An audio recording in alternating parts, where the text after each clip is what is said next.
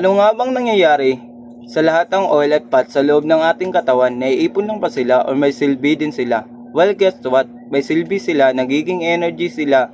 Kaya today, ipapakita ko kung paano nangyayari yan through a process called oxidation at i-connect ko rin ito sa isang importanteng concept kung paano nagiging fuel ang food from farms. Okay, magsimula tayo sa farm. Animal eat feeds like corn, grass, or grains. Pero yung pagkain na yan ay hindi lang nawawala, ini-store sila sa katawan as nutrients, especially fats. Kaya kapag kulang sila sa pagkain or kailangan nila ng extra energy, ginagamit ng katawan nila ang stored fats as fuel.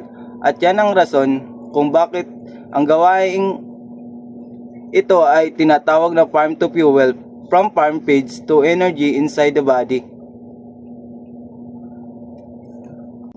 Ano nga bang oxidation? For example, imagine, itong chain ay isang fatty acid, isang long molecule na gawa sa carbon atoms. Nangyayari ang process na ito sa mitochondria na kilala bilang isang powerhouse of the cell, at ginagawa ng oxidation, pinuputol niya itong mahabang chain into smaller pieces.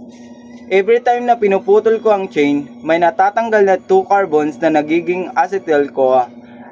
At take note, hindi lang ito once nangyayari, paulit-ulit ito hanggang sa ma-breakdown ang buong chain. Parang cycle lang siya. Cut, release, energy, then repeat. The more cuts, the more energy ang mag-produce. So, agriculture is important. Ngayon, bakit ba ito importante sa atin as agriculturists?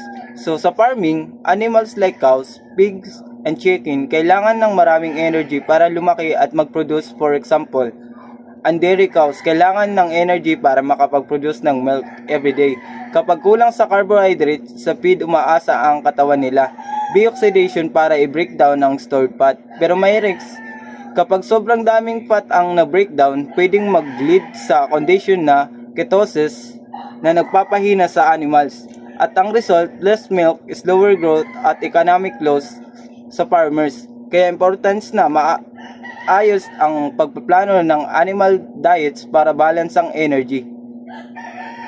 So from farm feeds to stored fats to energy inside the body, that's oxidation, and that's the meaning of farm to fuel.